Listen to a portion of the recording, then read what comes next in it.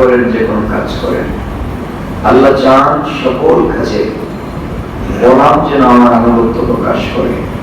এর অর্থ হলো আল্লাহ বোঝাতে চাইলেন আমি মানুষকে সৃষ্টি করেছি আমার ইবাদতের জন্য, সেই ইবাদত ছাড়া কিচ্ছু করতে পারবে না।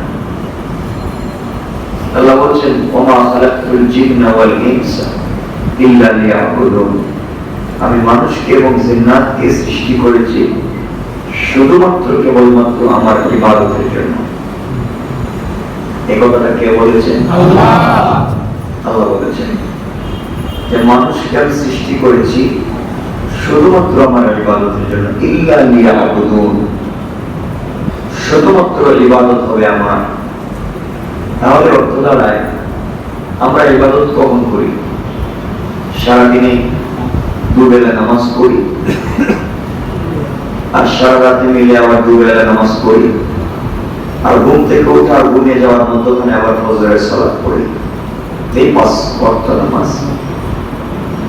এছাড়া তো আমরা বাচ্চাদের সাথে খেলা করি, সমাজের মানুষের সাথে মিশি, ব্যবসা বাণিজ্য করি, কাজ কাম করি, অফিস আদালতে যাই, দুনিয়ার কাজ করি, আর প্রয়োজন পড়লে বাজারে যাই, সবাই কিনি। এই তো আল্লাহ বলছেন তোমরা যা করবা ইল্লা লিয়াবুদুন, আমার ইবাদত ছাড়া কিছু করতে পারবে না। কারণ আমরা তো সবই তো করি, কথা বুঝেন নাই আমার? আমরা তো দুনিয়ায় কাজ করি, দোকানে বিজনেস করি, কর্মচারী হিসেবে থাকি। আল্লাহ বলছেন এগুলোর কথা তো বলেন, বলেছেন সকল সময় তার ইবাদত হবে। এখন আমাদের কি করতে হবে? আমাদের করতে হবে এটাই, আমরা দুনিয়ার যে কোনো কাজ করি, আমরা পরিবারের যে কোনো কাজ করি, আমরা মা বাবার সঙ্গে থাকি, স্ত্রী সন্তানদের সঙ্গে থাকি, সামাজিক ভাবে থাকি, আর পৃথিবীর যে কোনো জায়গায় থাকি, আল্লাহ বোঝাতে চাচ্ছেন তোমরা যা করো, যে কোনো জায়গায় থাকো, সকল কাজে তোমাদের আনুগত্য প্রকাশিত হবে আমার। সুবহানাল্লাহ বলেন। আনুগত্য প্রকাশিত হবে কার? আল্লাহ। সবাই বলেন আল্লাহ। তাই যদি হয় আমরা যখন ব্যবসা বাণিজ্য করব, এই ব্যবসা বাণিজ্যে আনুগত্য প্রকাশিত হবে কার? আল্লাহ। তাই যদি হয় আমরা যদি আমাদের কাছে কর্মে আল্লাহর আনুগত্য প্রকাশ করি, তাহলে এর মাধ্যমে দুনিয়ার কাজ করেও আমরা জান্নাতে যেতে পারবো। শর্ত একটাই, আমার সাথে কাজ করতেছি, আমি খাওয়ার জন্য বিজনেস করতেছি, সন্তানদেরকে লালন পালন করার জন্য আমি কাজ করতেছি, নিজে বেঁচে থাকবার জন্য দুনিয়ার কর্ম করতেছি। আল্লাহ বলছে এই কর্মের ভিতর দিয়েও আমার আনুগত্য প্রকাশিত হয়।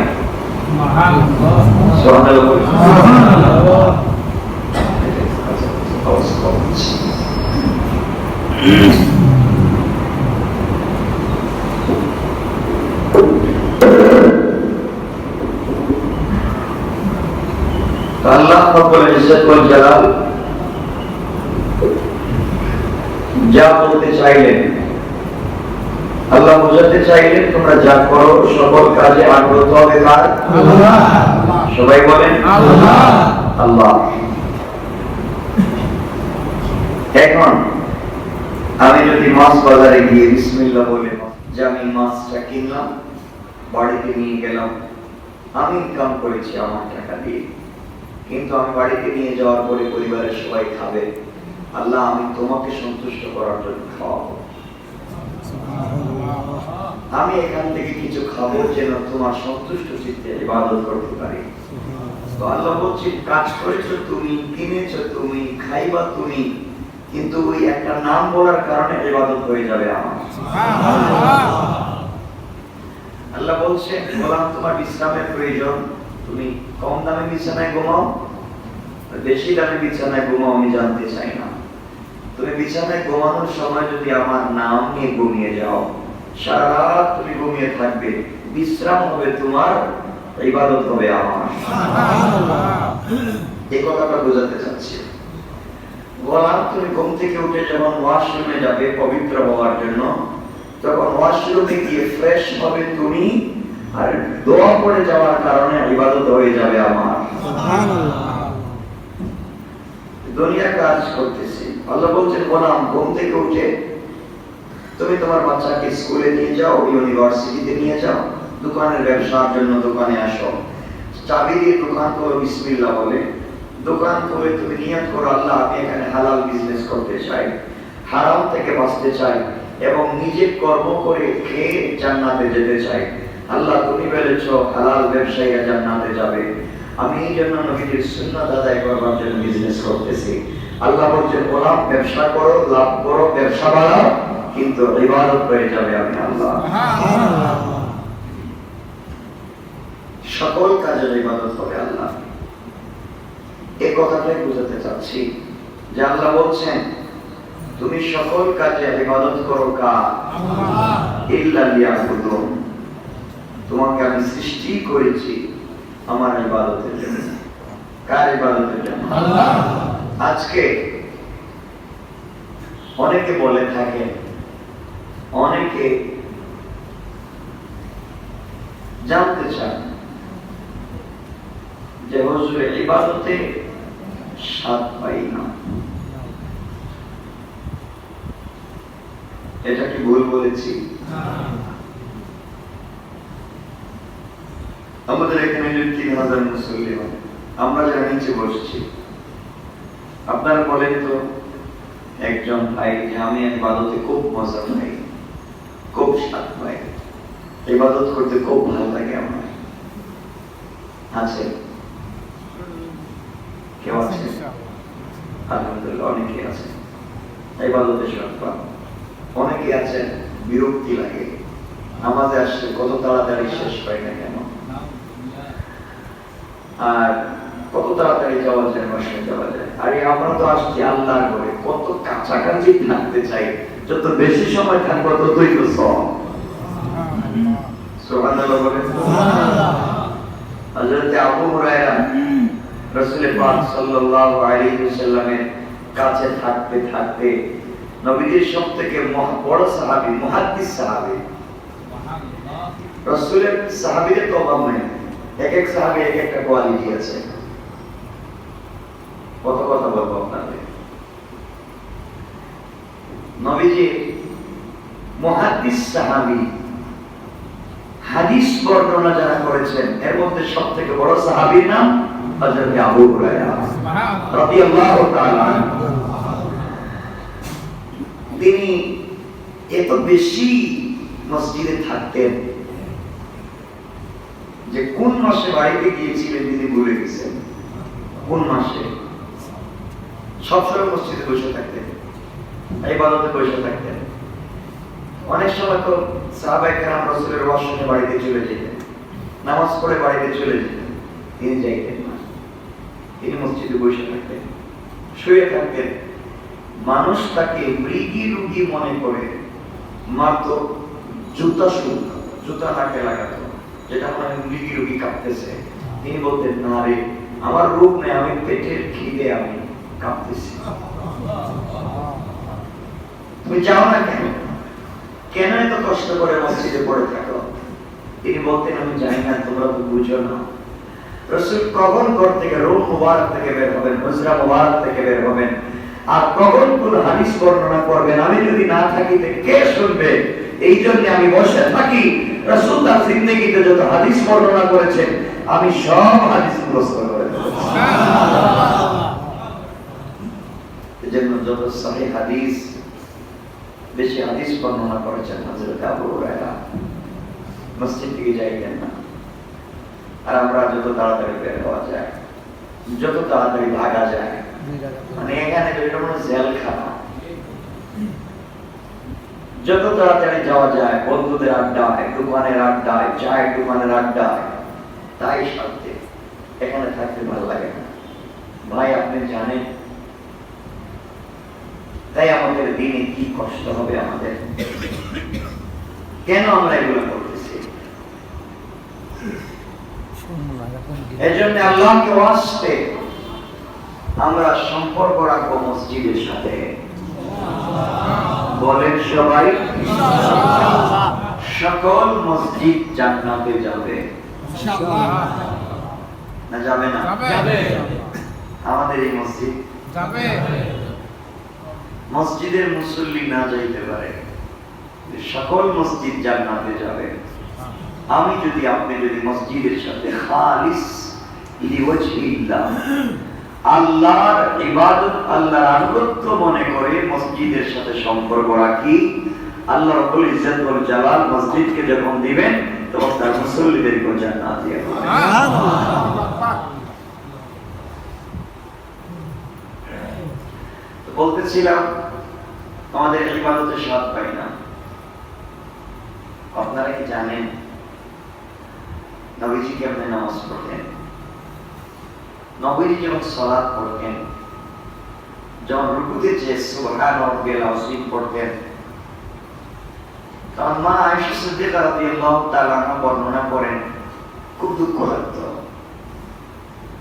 কেন এই মানুষটা রুকু থেকে উঠে না? মুখটা লাল হয়ে গেছে, চোখটা বড় হয়ে গেছে, মুখটা ফুলে গেছে, কিন্তু এই যে রুকুতে গেছেন আর উঠতেছেন না, কেন এত লম্বা রুকু করতেছেন? কি বা দরকার ছিল তার? দীর্ঘক্ষণ পরে রুকু থেকে উঠতেন, দেখতাম তার চোখে মুখে পানি। দীর্ঘক্ষণ রুকু থেকে দাঁড়িয়ে থাকতেন, রব্বানা ওয়া লাকাল হামদ রব্বানা লাকাল হামদ হামদান কাসীরান তাইয়িবান মুবারাকান ফীহি। আর দোয়া লম্বা লম্বা দোয়া করতেন। এরপর দেখতাম তিনি সিজদায় চলে গিয়েছেন। সিজদায় গেলেন, আধা ঘন্টা চলে গেছে, রাসূল সিজদা থেকে উঠতেন না। তিনি স্বাদ পাইতেন, আমরা সেই স্বাদ পাই না। আলী সালাতে স্বাদ পাইতেন, এজন্য আলীর পায়ে তীর বিঁধেছে, কেউ খুলতে পারে না। রাসূল পাক বলছেন, আমার আলী যখন সালাতে দাঁড়িয়ে যাবে, তোমরা কামড় দিয়ে তোমাদের দাঁত ভেঙে গেল, তীর খুলে নিও। আমার বিশ্বাস আলী বলতেও পারবে না। সুবহানাল্লাহ, সুবহানাল্লাহ বলে। সুবহানাল্লাহ। তার স্বাদ পেয়েছেন। আমরাও ইবাদত করি, আমরাও সালাত করি, আমরা স্বাদ পাই না। এই সালাত নিয়ে কেমনে জান্নাতে যাব? আল্লাহ তো বলবেন কিয়ামতের দিনে, ফাওয়াইলুল লিল মুসাল্লিন, যাও তোমার নামাজ নিয়ে, দরকার নাই তোমার নামাজ। তোমার নামাজ তো আমার আলীর মতো হয় নাই, তোমার ব্যবহার তো আমার আবু বকরের মতো হয় নাই, তোমার চলাফেরা তো আমার ওমরের মতো হয় নাই, তোমার কোরআন তেলাওয়াত তো আমার উসমানের মতো হয় নাই। যাও। আপনারা জানেন রব্বা কারিইল কোরআন ওয়াল কোরআন ইয়ালান, অনেক কোরআন তেলাওয়াতকারীকে কিয়ামতের দিন কোরআন আল্লাহর আদালতে তার বিরুদ্ধে লানত করবে। রাসূল পাক সাল্লাল্লাহু আলাইহি ওয়াসাল্লাম অনেক কোরআন তেলাওয়াতকারীর বিরুদ্ধে আল্লাহর আদালতে দাঁড়াবে। কেন? তুমি যেই বই পড়ো সেই বইয়ের বাস্তব শিক্ষা কেন তোমার বাস্তব লাইফে নাই? কথা বলেন না কেন?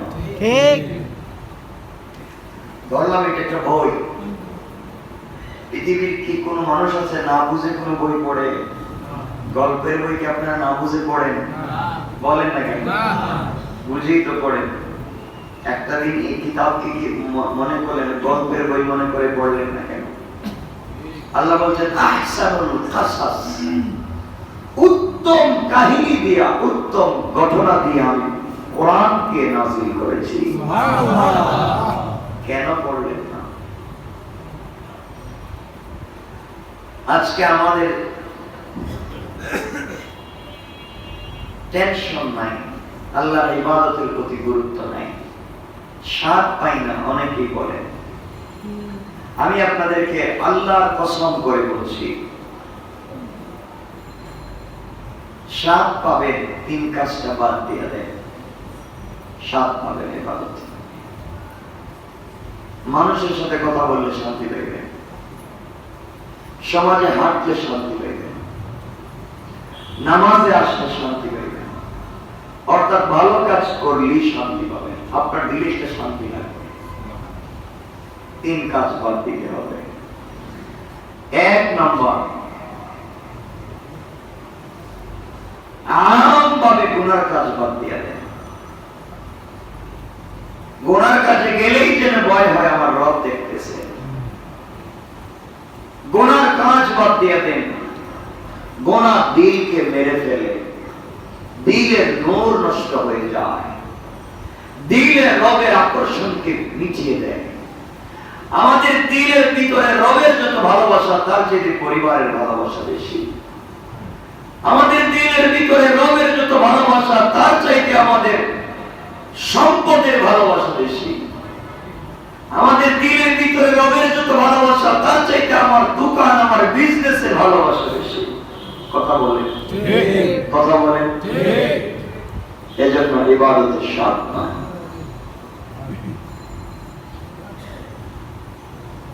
রবের প্রতি ভালোবাসা বাড়ান, ইবাদতের স্বাদ পাবে। আম গুনার কাজ ছেড়ে দেন ইনশাআল্লাহ। সবাই বলেন ইনশাআল্লাহ। 1 নম্বর, সকল গুনার কাজ বাদ দিয়ে দেন।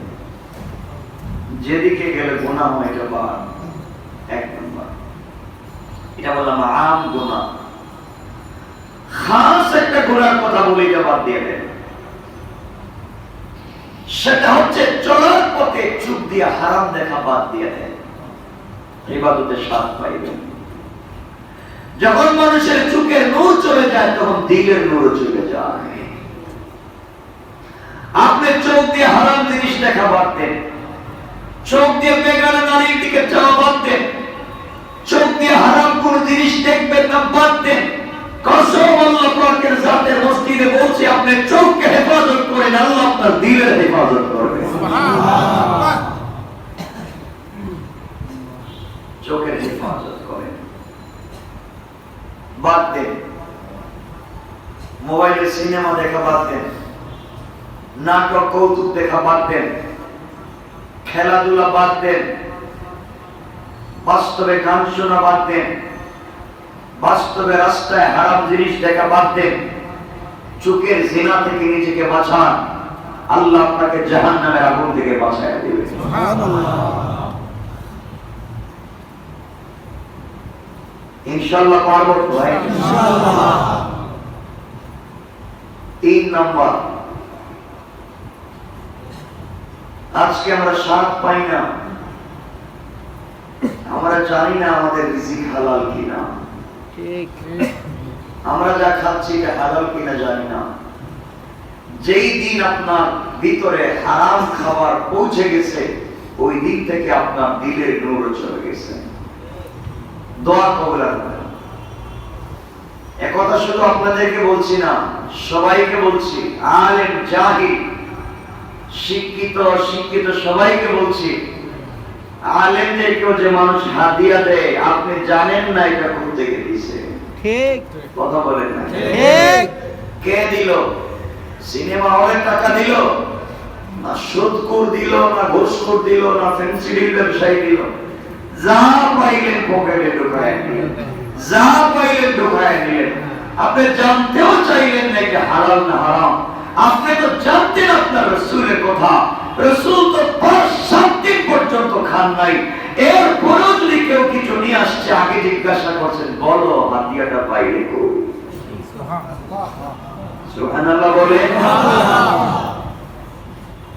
আপনারা জানেন না, আবু বকরের কথা বলি। আবু বকর প্রায় 8 দিন খাবার খান নাই, শুধু পানির উপরে আছে। কয়দিন? 8 দিন। ওনার খাদেম, ওনার গোলাম দেখতে দেখতে আর সহ্য হয় না। একদিন আসছে, এসে বলছে, আমিরুল মুমিনিন, আমি কিছু গোশত নিয়ে এসেছি আপনার জন্য, 2টা রুটিও নিয়ে এসেছি, আপনি আর কষ্ট করেন না, আপনি একটু খান। হযরত আবু বকর ওই দিনের না খাওয়া মানুষ, 8 দিন খাবারটা পাইছে চোখের সামনে, মানুষ তো মুখে দিয়েছেন, এক টুকরা গোশত খেয়েছেন, রুটির একটু খেয়েছেন, এক গ্লাস পানি খেয়েছেন, মোটামুটি বসতে পারতেছেন। বসেই বললেন, ভাই খাবারটা আর মুখে দিব না, আমার ভুল হয়ে গেছে, তুমি যে খাবারটা আনছো কোত্থেকে আনছো আমি জিজ্ঞাসা করলাম না। খাদেম বলছে, হুজুর আমি মুসলমান হওয়ার আগে সাপে কাটা মানুষের চিকিৎসা করতাম, তো এক জায়গায় চিকিৎসা করেছিল, টাকা আনি নাই, কালকে দিয়েছিলাম, ওরা আমাকে কিছু হাদিয়া দিয়েছে, খাসির গোশত দিয়েছে, আমি ওগুলো আপনাকে দিলাম। তিনি বললেন, শোনো তোমার জন্য এটা হালাল, কিন্তু আমি আবু বকর তো এটা খাইতে পারি না। রাসূল বলেছেন, না যাই না খাইলে তো ইবাদত কবুল হয় না, দোয়া কবুল হয় না। আমার যদি দোয়া কবুল না হয় তাহলে আমি কেমনে জাহান্নাম থেকে বাঁচবো?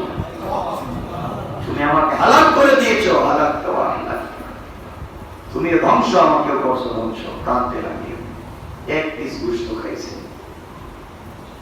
ঘরে গেছেন, বউরে বলছেন আমার এক গ্লাস লবণ দিয়া পানি গুলে এক গ্লাস পানি দাও। কেন? বলে আমার বমি হওয়া লাগবে। হাত দিয়া বমি হয় না, পরে লবণ গুলে পানি খেয়েছেন, বমি হয়েছে, আল্লাহর কাছে শুকরিয়া আদায় করে বলছেন, আল্লাহ যা খাইছি আমি বের করে দিয়েছি, কিয়ামতের দিন তুমি আমারে কিছু জিজ্ঞাসা করিও না। আমার কথা কি বুঝতেছেন আপনারা?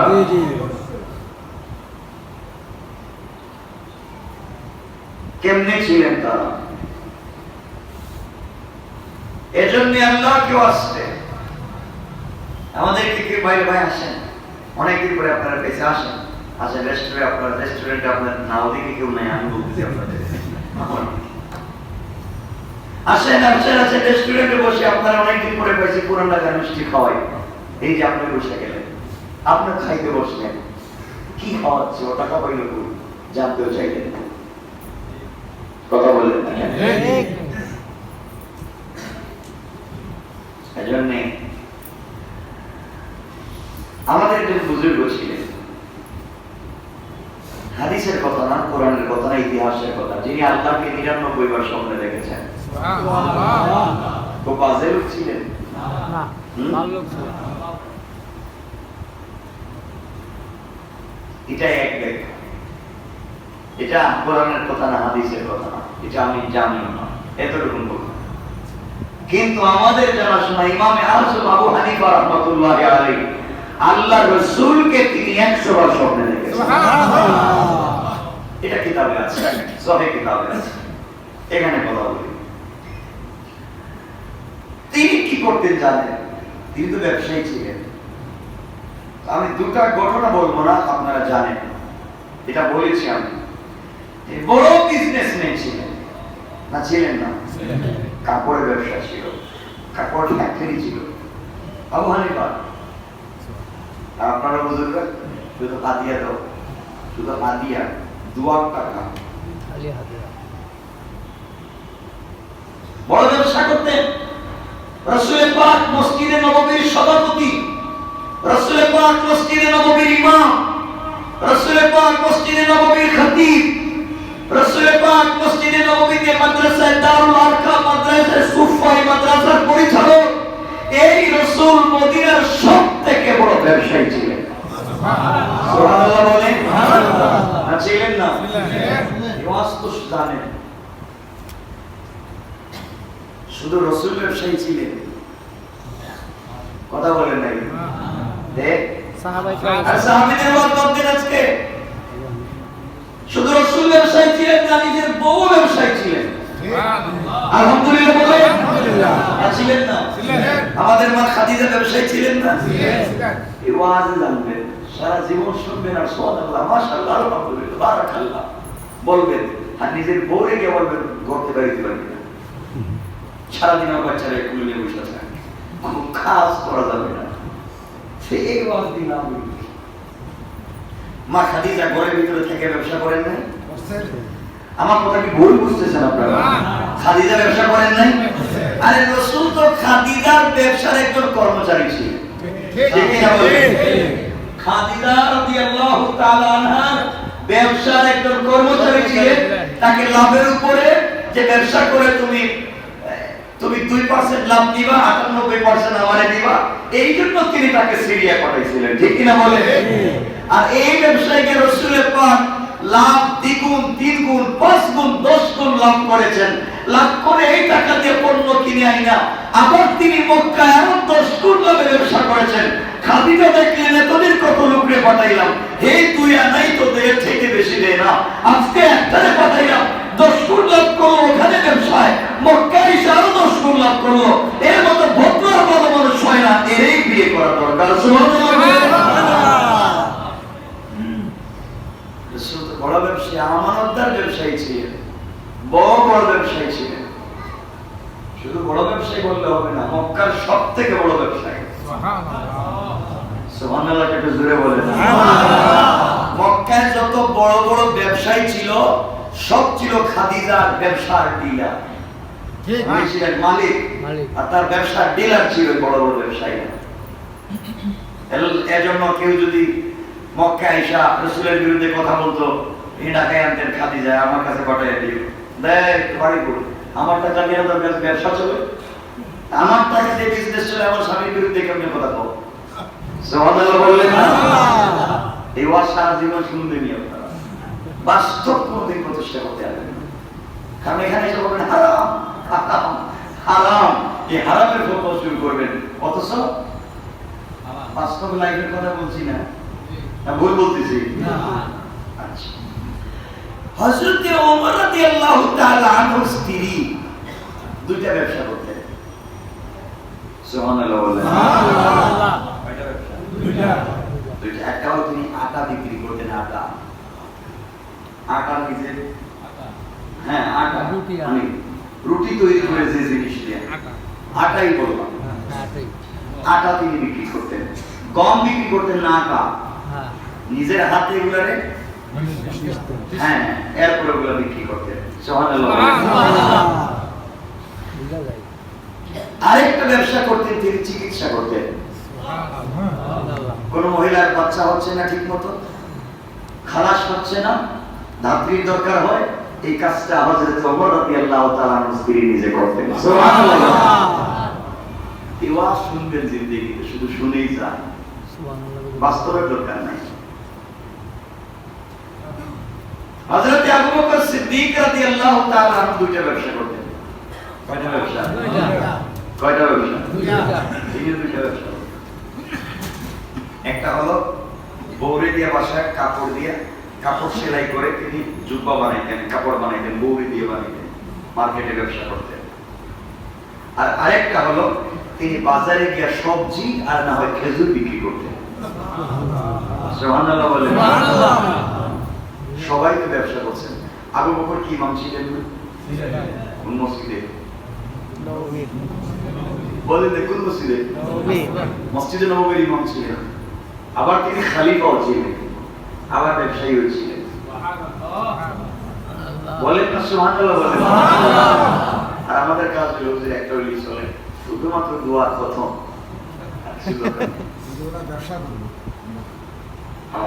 হুজুর ব্যবসা করতেছে না, গেছে ওর ইমান আমার সব বরবাদ হয়ে গেছে। এটা ঠিক বলছি না? আল্লাহ আল্লাহ আমাদের হেফাজত করুন, সবাই বলেন আমিন। না আমার কথা ভুল বুঝতেছেন আপনারা? বাস্তব কথা বললাম। ইমামে আবু ইউসুফ রাহমাতুল্লাহি আলাইহি আমাদের মাযহাবের সবথেকে বড় ইমাম, মানে হানাফি মাযহাবের সবথেকে বড় ইমামের নাম ইমামে আবু ইউসুফ। তিনি ছিলেন তার জামানা প্রধান বিচারপতি। সুবহানাল্লাহ। ব্যবসা ছিল, কি ব্যবসা ছিল জানেন? কথা বলেন। জানেন না? ধুপা ধুপা ধুপা ধুপা বুঝেন? হ্যাঁ বুঝি। কাপড় কাপড় ধুলাই করে ধুপা ছিলেন।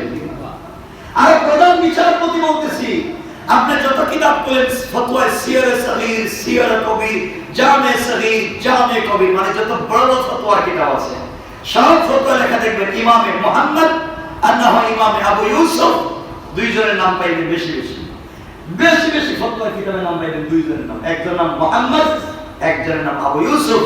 আর আবু ইউসুফ ছিলেন দুর্বা, প্রধান বিচারপতি হওয়ার পর কিন্তু এই কাজ ছেড়ে দেননি। সুবহানাল্লাহ বলেন।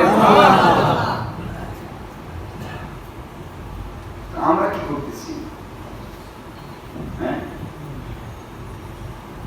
বলেন না, আমরা কিছু না নাই। আচ্ছা, হযরত ওসমান বড় ব্যবসায়ী ছিলেন না?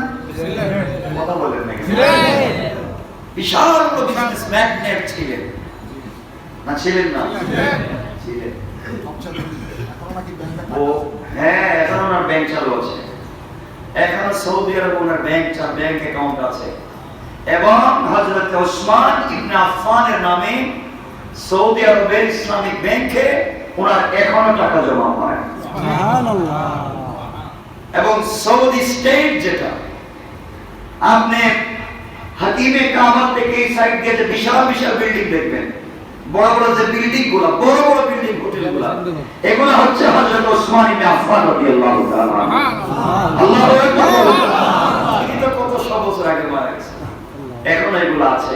আর এগুলোর থেকে অনুদান বিভিন্ন জায়গায়, মক্কা, মসজিদ, মদিনা, সবগুলো এখান থেকে চলে। সুবহানাল্লাহ। মদিনার মসজিদ ঘেঁষে, যারা গিয়েছেন umrah, মদিনার মসজিদ ঘেঁষে একটু দূরে গেলে, খেজুরের বাগানগুলো দেখবেন, এর অধিকাংশ খেজুর বাগান হযরত ওসমান ইবনে আফফান এখনো ওনার নামে আছে। উনি তো মরে গেছেন। আপনার আমার ব্যাংক অ্যাকাউন্টে কি জমা হয়? টিকটক, ফেসবুকের গান, কথা বলেন না, কে কোন জায়গায় কোন গান বললো, এগুলা জমা হইতেছে আমাদের অ্যাকাউন্টে। কারে কোন জায়গায় পাস দিতে পারি, এই গুনাহ জমা হচ্ছে আমাদের অ্যাকাউন্টে। আর ওসমান ইবনে আফফান, আপনারা তো জান না, আপনারা তো সফর করেন। আল্লাহ বলেন খুলসিরু ফিল আরদ, তোমরা দুনিয়া সফর করো, তোমরা বহুত কিছু দেখতে পারবা। আপনারা যাবেন কোথায় যাবেন বলেন? সিরিয়া, দিমাশকে বা দামেস্কে, ইরান যাবেন।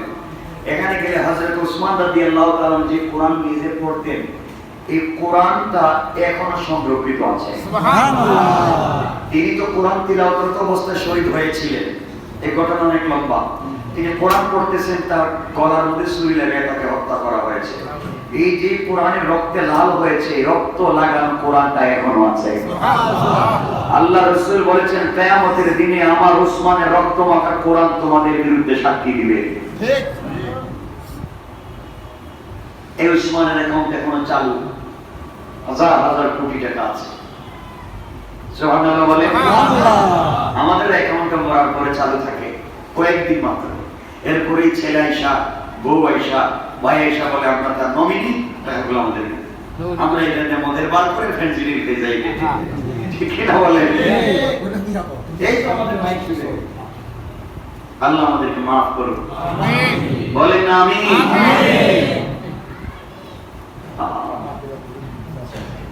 এগুলো সব দিনের পথে চলে আসি, বলেন না ইনশাআল্লাহ। আমরা ইবাদতে সাথ পাওয়ার দরকার আছে না নাই? কয়টা কাজ বাদ দিতে হবে? আম গুনাহ, ছোট বড় সব গুনাহ বাদ ইনশাআল্লাহ। মনে থাকবে তো ভাই? ইনশাআল্লাহ। খাস গুনাহ হচ্ছে চোখের গুনাহ। চোখ হচ্ছে সকল গুনার মা। ও দেখেই সমস্যা তৈরি করে, ও দেখেই দুষ্টামি শুরু করে দেয়। এই জন্য চোখকে হেফাজত করেন। রাসূল বলছেন, তোমরা চোখের হেফাজত করো, আমি তোমাদের জান্নাতের জামিন আর জিম্মাদার হয়ে গেলাম। সুবহানাল্লাহ। কয়টা বলছি? 3 নাম্বার, হালাল রিজিক। হালাল রিজিক, হারাম থেকে বাঁচে থাকবো ইনশাআল্লাহ। আর চাকরি করাও ভালো, কিন্তু ব্যবসা করা উত্তম। সকল নবীরা ব্যবসা করছে, না করেন নাই? সব নবীদের ব্যবসা ছিল। নূহ ইসলামের ব্যবসা কিসের ছিল? নৌকা বানিয়েছেন না? বানানো শিখে বলেছে, পরিষদ নৌকা। হ্যাঁ, আর সব নবীরা ছিলেন কৃষক। সুবহানাল্লাহ। সকল নবীরা ছিলেন কৃষক। এখন কৃষক নাম শুনলে কি বলবে না, এটা কোন মানুষের কাজ বলবে না।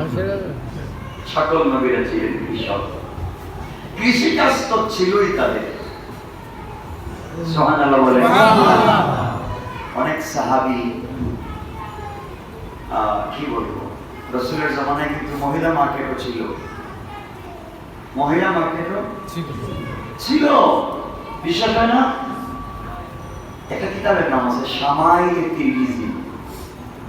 তিরমিজি শরীফ একবার লাস্টের খণ্ডের একটা অংশ শামাইল, এটা বাংলাও এখন আছে, আপনারা ওটা পড়বেন, পড়লে পাইবেন কি কি আছে আর কি নাই।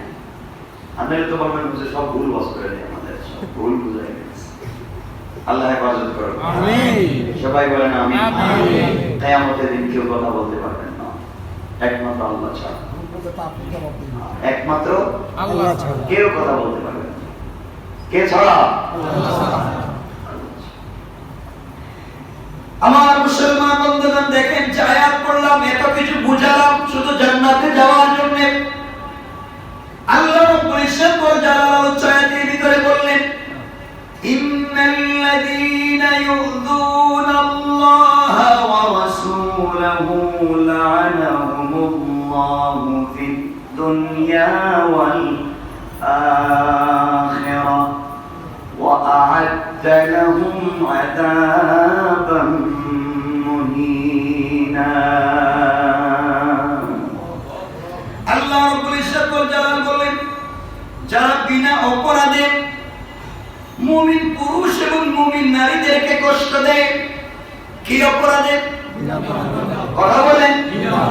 যারা বিনা অপরাধে মুমিন পুরুষ এবং মুমিন নারীদেরকে কষ্ট দেয়, তারা মিথ্যা কথা বলে এবং কষ্ট দেওয়ার জন্য মিথ্যা বলে, মিথ্যা অপবাদ দেয়, প্রকাশ্য পাপের বোঝা বহন করে তারা চলে। আল্লাহ রাব্বুল ইজ্জত ওয়াল জালাল বললেন, আমি যা আয়াত পড়লাম এর পরের আয়াতে আল্লাহ রাব্বুল ইজ্জত ওয়াল জালাল এই কথাগুলো বললেন। আর এই আয়াতে আল্লাহ বললেন, যারা আল্লাহ এবং তার রাসূলকে কষ্ট দেয়, আল্লাহ রাব্বুল ইজ্জত ওয়াল জালাল বললেন, ইউযুনাল্লাহ, আল্লাহকে ওয়া রাসূলাহু এবং তার রাসূলকে কষ্ট দেয়, লা'নাহুমুল্লাহু ফিদ দুনিয়া ওয়াল আখিরাহ, আল্লাহ তাদের প্রতি ইহকাল এবং পরকাল অভিসম্পাত করেন। এরপর আল্লাহ রাব্বুল ইজ্জত ওয়াল জালাল বলেন, ওয়া আ'আদ্দা লাহুম আযাবান মুহিনা, এবং তাদের জন্য প্রস্তুত করে রেখেছেন অপমাননাকর শাস্তি। কি শাস্তি? অপমানজনক, অপমাননাকর, অপমানজনক শাস্তি। যারা আল্লাহ এবং তার রাসূলকে কষ্ট দেয় তাদের জন্য এই শাস্তি। এরপর আল্লাহ রাব্বুল ইজ্জত ওয়াল জালাল বললেন, ওয়াল্লাযীনা ইউযুনাল মুমিনিনা ওয়াল মুমিনাতি বিগাইরি মাকতাসাবু ফাকাদ ইহতামালু বুহতানা ওয়া ইসমান মুবিনা। আল্লাহ রাব্বুল ইজ্জত ওয়াল জালাল বলেন, যারা মুমিন নারী এবং মুমিন পুরুষকে কষ্ট দেয়, মিথ্যা বলে, অপবাদ দেয়, গীবত করে, এরপর আল্লাহ রাব্বুল ইজ্জত ওয়াল জালাল বলছেন, তারা ওই সমস্ত করে প্রকাশ্য পাপের বোঝা বহন করে চলে। যারা মিথ্যা বলে, অপবাদ দেয়, তারা প্রকাশ্য পাপের বোঝা বহন করে চলে, তারা জান্নাতে যেতে পারবে না। কারণ কিয়ামতের দিন তাদের জন্য কোনো সাহায্যকারী থাকবে না, তাদের জন্য থাকবে অবমাননাকর শাস্তি। বলেন নাউজুবিল্লাহ।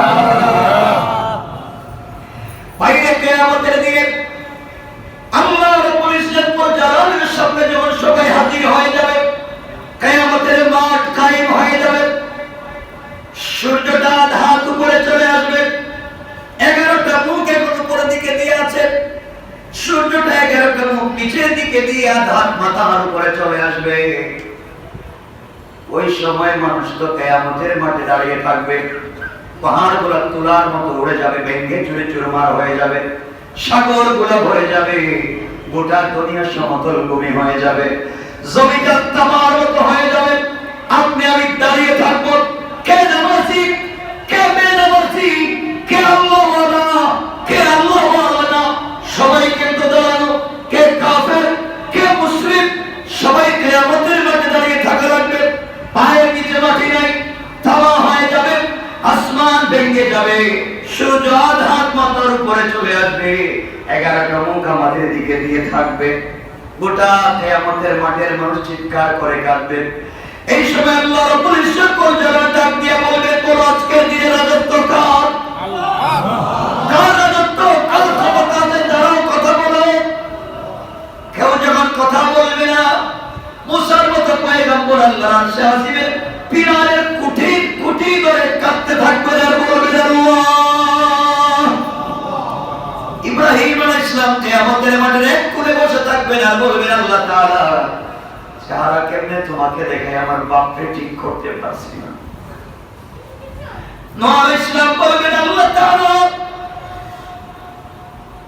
আমি কেমনে তোমার সামনে চেহারা দেখাই, আমি তোমার সন্তানকে ঠিক পথে আনতে পারলাম না। ঈসা আলাইহিস সালাম বলবেন আল্লাহ তাআলা, কেমনে আপনার সামনে আসি, আমার দুনিয়া জমিন থেকে বিদায় নেওয়ার পরে আমাকে তোমার পুত্র বানাইছে। মুসা আলাইহিস সালাম বলবেন আল্লাহ তাআলা, আমি কেমনে তোমার সামনে আসি, আমি 40 দিন ইবাদতে ছিলাম। এই সময় তারা বাছুর বানাইয়া, সাগু গরুর বাচ্চা বানাইয়া পূজা করেছে।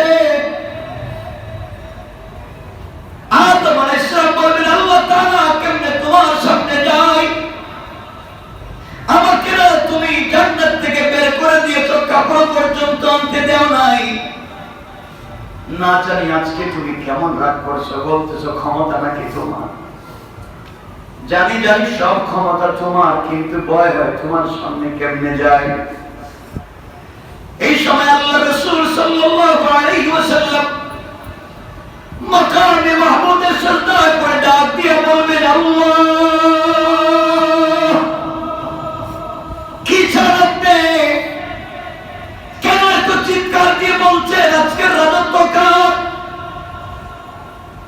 আয় আল্লাহ তাআলা, আমি তো কোনোদিন বলি নাই আমি তোমার চাইতে বড়, আমি তো কোনোদিন বলি নাই রাজত্ব তোমার না, আমি তো সবসময় তোমার দাসত্ব করেছি, তোমার আনুগত্য করেছি। কিন্তু আজকে চিল্লায়া চিল্লায়া কেন আপনি বলতেছেন কে আছো দাঁড়াও? আল্লাহ আপনার সামনে দাঁড়াবার মতো সুপার পাওয়ার তো কারো নাই। আমিও সিজদায় পড়ে গেলাম, আল্লাহ তাআলা আমি তোমার গোলাম, আমি আর কিছুই না, আমি তোমার পায়ে সিজদায় পড়ে গেলাম, তুমি আমাকে বাঁচাও। আল্লাহ বলবেন বন্ধুরে মাথা উঠাও, কান্না বন্ধ করো, মাথা উঠাও। পয়গম্বরে আরবি বলবেন আল্লাহ তাআলা মাথা উঠাবো একটা শর্ত। পয়গম্বর বলো তো কি শর্ত? আল্লাহ তাআলা কত বছর থেকে তুমি এভাবে পাবলিককে দাঁড় করাইয়া রাখছো? আয় আল্লাহ, কিয়ামতের মাঠে যাদেরকে দাঁড় করে রাখলো সবাই তো কাফের না, সবাই তো বেনামাজি না, সবাই তো চোর না, সবাই তো বদমাইশ না। এখানে ওলি আছে, গৌস আছে, কুতুব আছে, সবাইকে দাঁড় করায় রেখে দিছো। 50,000 বছর থেকে দাঁড়াই আছে, একটা মানুষ এক চুল পর্যন্ত পা সরাতে পারে না। আয় আল্লাহ, 50,000 বছর থেকে দাঁড় করাইয়াও কি তোমার রাগ মিটে না? তোমার ভিতরে যে রাগ জন্মেছে, 50,000 বছর থেকে দাঁড়াই আছে, এরপরে তাদের সামনে বলতেছো বড় ক্ষমতা কার? কেউ তো দাঁড়িয়ে কথা বলবে না, ওদের জীবন মৃত্যু চলতেছে। আয় আল্লাহ, তোমার কাছে আজকে একটা জিনিস আমি চাইলাম, মনিবরে তোমার কাছে আমি চাই, তুমি জাহান্নাম চাইলে জাহান্নামে দেও, জান্নাত চাইলে জান্নাত দেও, আমার আপত্তি নাই। তুমি আজকে থেকে বিচারটা শুরু করো, হাত দাঁড়াইতে ভালো লাগে না। আল্লাহু আকবার বলে। কেউ যখন কথা বলতে পারবে না, তোমার আমার পয়গম্বর বলবেন আল্লাহ আর সহ্য হয় না, তুমি বিচার শুরু করো। আল্লাহ বলবেন বন্ধুর সম্মানী, বিচার করে লাভ নাই, এদের আমি কি বিচার করবো? এদের খাতা টান দিলেই দেখবো নামাজ পড়ে নাই, খাতা টান দিলেই দেখবো আমার নামে মিথ্যা কথা বলছে। আমি যদি এদের আমল নামা টানতেই দেখবো নামাজ পড়ে সুদ খাইছে, আমি যদি এদের আমল নামা টানতেই দেখবো নিজের বোনকে নিজের বাপরে ঠকাইছে। আমি যদি এদের আমল নামা টানতেই দেখবো আমার রাসূলকে গালি দিয়েছে, রাগ তো আরো বেড়ে যাবে। এই জন্য আমি কারো আমল নামা দেখবো না, বিচার কার্য চালাবো না, এভাবে আরো কিছুদিন এখানে রাখবো, এরপরে জাহান্নামে দিয়ে দিব। এদের আমল নামা আমি দেখতে চাই না। এরা জীবনে বহুত মিথ্যা কথা বলেছে, আমার সঙ্গে বলেছে। বন্ধুরে, দুনিয়া যাওয়ার আগে আমাকে বলছে আমি রব, দুনিয়ায় গিয়ে আমাকে বইরা বলছে সব তার, আমি কিচ্ছু না। আজ আমি তোমার কথা শুনবো না, বিচার করব না। রাসূল পাক বলবেন আল্লাহ তাআলা এত যদি রাগ করেন এই মানুষগুলা কোথায় যাবে? আর যে যাওয়ার জায়গা নাই। আল্লাহর তো রাগ থামবে না, রাসূল দাঁড়িয়ে যাবেন আর বলবেন আল্লাহ একটা সুপারিশ, তোমার হিসাবের দরকার নাই, সবাইকে জাহান্নামে তো আপত্তি নাই। তুমি তো বলতেছো কারো আমল নামা ঠিক নাই, তোমার কাছে আমি একটা আমল নামার খাতা দিতেছি, এই খাতা দেখে যদি তোমার ভাল লাগে তাহলে সবার বিচার করবা, আর এই আমল নামাটাও যদি তোমার কাছে পছন্দ না হয়, এই ডায়েরি এই খাতাটাও যদি তোমার কাছে ভালো না লাগে, তুমি সবাই জাহান্নামে দিও। আল্লাহ বলবেন বন্ধু তুই যদি বলো খাতাটা আমাকে দাও, আল্লাহ আমল নামার খাতা উল্টাবে, এক এক পৃষ্ঠা করে উল্টাবে, শুরু থেকে শেষ পর্যন্ত যাবে, এই খাতার মধ্যে কলম ধরবার কোন জায়গা খুঁজে পাবেন না। আল্লাহু আকবার। আমার বন্ধুরা, আল্লাহ বলবেন বন্ধুরে বলো তো এই খাতাটা কার দিছো, কার আমল নামা ধরেছে? নবীজি বলবেন আল্লাহ তাআলা এটা আমার না, এটা হলো আমার পাগলা সাহাবী, তার নাম হযরত আবু বকর। আল্লাহ আমি আবু বকরের আমল নামা দিছি। আল্লাহ বলছেন বন্ধু আমার রাগ ছিল, আবু বকরের আমল নামা দেখে পানি হয়ে গিয়েছে, সব কষ্ট দূর করে দিলাম, আর তোমার কথা এখন কিয়ামতের মাঠে বিচার শুরু করে দিলাম। আল্লাহু আকবার। এই রবকে ঠান্ডা করবার মতো কোনো জিনিস নাই। বাইরে কারো কথা যেদিন রব শুনবেন না, ওই দিন তোমাকে আমাকে খেয়ে বসাবে। এই জন্য জীবনে পণ আর প্রতিজ্ঞা করো, যত কাজ করবো দুনিয়ার সকল কাজে আনুগত্য হবে রবে। কার? আল্লাহ যেন আমাদের সবাইকে কবুল করেন। আমিন।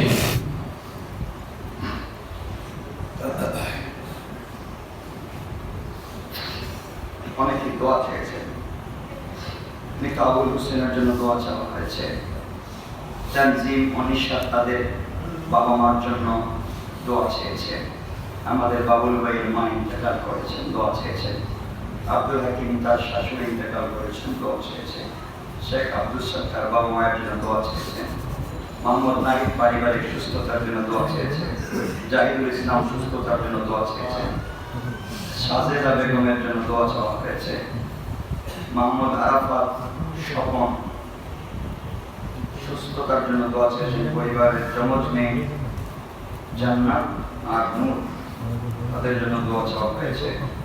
আমরা একে অপরের সকলের জন্য দোয়া করবো ইনশাআল্লাহ। আমি আপনাদের কাছে দোয়া নিয়ে তাদের আমার জন্য দোয়া করব।